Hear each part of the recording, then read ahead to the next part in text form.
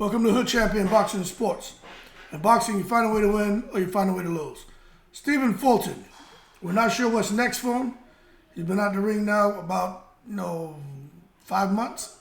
So he's coming up on that 6-month mark. So we should be hearing something about him in his next fight. But one thing I will say is he made pretty good money going over there to Japan to fight Inoue.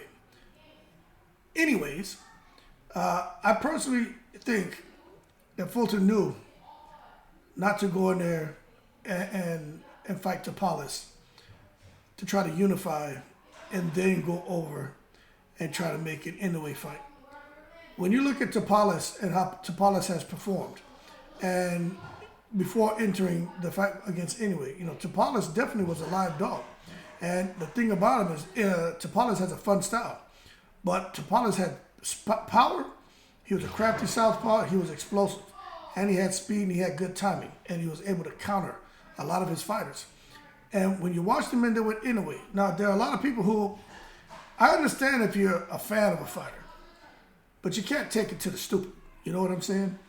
Let me tell you, when I say Tapales hurt Inoue a couple times in that fight, he hurt Inoue. It's okay for the fighter to get hurt. Trips me out when people are sitting there want to act like Inoue didn't get countered with that goddamn vicious left hook. And if there would have been a little more torque on it, that Inoue may not have, just get knocked down, get knocked out cold. Want to act like Tapales wasn't timing him and shooting that left hand straight down the pipe and backing Inoue up. Now, don't get me wrong. Inoue will set traps. He will make a fighter think, you know what? I want you to believe you're hurting me. And, I'm going to kind of slow down just enough to make you increase your output, make a mistake, and then I'm going to capitalize. I do believe that. No one's saying Inoue doesn't have the IQ to do that. But what I'm saying is you, subscriber, non-subscriber, don't have the goddamn IQ to recognize when somebody gets hit with a clean body shot. And those people who are sitting there saying, oh, he didn't hurt him with that body shot, I doubt you've ever... See, you didn't have to have boxed as an amateur. You didn't have to have boxed as a professional. There's some people who just like being in the gym training. You never had to go out there and fight in the amateur ranks, but you can get plenty of rounds of sparring in the gym, okay? And if you've ever been in the gym sparring and you got hit with a body shot, you know the difference in someone's reaction to where they're just moving around the ring, they're trying to draw you in, and when someone gets hurt.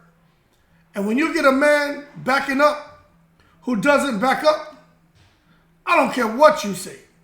That means that his ass got hurt. So just imagine with Cool Boy Steph. He had all the confidence in the world and all the hype around him in the world. And Cool Boy Steph is a great fighter. 21 wins, only 8 KOs, 38% KO ratio. And then now he has 1 loss. He lost by KO. You can't tell me that Cool Boy Steph, if he would have won in that ring with Tapales, who's coming at you, right? That with Cool Boy's 38% KO ratio, he would have went out there and managed to box himself to a decision over 12 rounds with that goddamn Tapales. Because let me tell you something. Even Inoue, now I'm not making this stuff up. Inoue said it was the most intense fight he's ever had in his life. And he said when he went to his corner, basically they're trying to motivate him, keep encouraging him. Because a little bit of self-doubt trickled in there. And I'm like, shit. If Fulton would have fought him, because I was like, man, Fulton should have went and picked up that belt. Why he didn't just go in there and fight Tapales, unify, then boom, go in there and make a little more money. But now I understand why. Why Fulton probably said, I ain't gonna mess around. It's too much of a risk. I can go out there and get, I think, what did he make? I think like $4 million.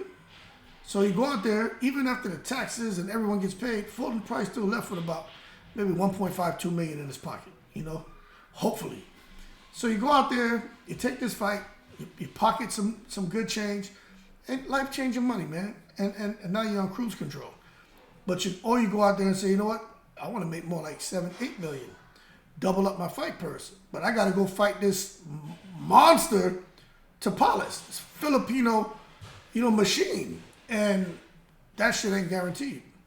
So I truly believe that they can say what they want, Who's Tapales? He's a nobody. I truly believe there was a whole lot of, hey, let's just go and get the money. Because, going over to Japan and all that, man, when you go fight another fighter in their own country, that's not everybody wants to do that because, there's always the potential for some home cooking. But nonetheless, I called it, in case y'all don't remember. I called what was going to happen between Inoue and Fulton because I just watched Fulton. He doesn't do well with people who are aggressive and coming at him and put him on his back foot. He doesn't do well off the ropes. And he doesn't have the power to make somebody really respect him. He's got the timing. He's got the speed to hit you with shots you don't see it. And that will make you respect him. But as far as just that one-hitter quitter, like what Inoue has, he doesn't have it. Tapales has that kind of power too. But the thing is, that was just two guys. It was just a battle of who has the most grit with Tapales and Inoue. So that being said, what's next for Stephen Fulton? I don't know what's next for him. But I don't think his career is over at all. Matter of fact, he probably looking to get a rematch or something with Inoue. The problem is, for those people who believe that Stephen Fulton and Inoue are going to have a rematch for the Undisputed Showdown, like that's not something that's going to happen. And I just hate to, be the bearer of bad news, but it's not going to happen. I'm going to tell you right now. Let me read something to you off the WBA website that the WBA committee approved that Tapales will unify against Inoue, the winner of Inoue and Stephen Fulton, right? Meanwhile, Marajan Akhmadaliev and Tomika Kamita must meet in a final eliminator to determine the division's mandatory challenger. Okay, so this guy Marajan Akhmadaliev, I know I'm messing up the last name. He and Tomoki Kamita, those guys are going to fight, and then they're going to figure out, whoever wins, that's the guy who will go on now to fight Inoue now. So it is what it is, man. The WBA is already on it, and they ain't got time to be out here playing around, man, at all. Let me read this part to you. Akhmadaliev will now fight Kamita, like I just said, who won a semi-final eliminator against Jan-Frez Parejo, and the winner of this fight will be the next opponent for whoever wins between Tapales and Inoue. So the resolution leaves without effect any other that has been issued before any upcoming situation will be reviewed and resolved with the use of the WBA rules. So there you go. For those who are trying to wonder, is Stephen Fulton really going to get an opportunity to redeem himself in a rematch against Inoue for the undisputed distinction? That's not going to happen. And this stuff was discussed back in July. All right, so they already had a course of action. But with Akhmadaliev and Kamita, so I don't even know if they fought. I'm just out here reading, and I was like, yo, that's interesting.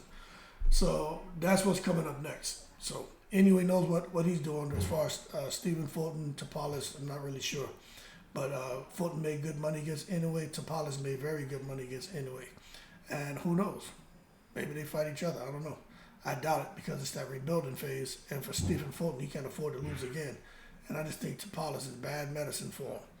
Go out there, man. Pick a few low-hanging fruit, and then, get back in there with some elite opposition. But that being said, y'all keep cool. Shout out to the veterans. All 7 continents. Fulton knew to just leave Tapales alone. Go straight at Inoue. Don't try to unify.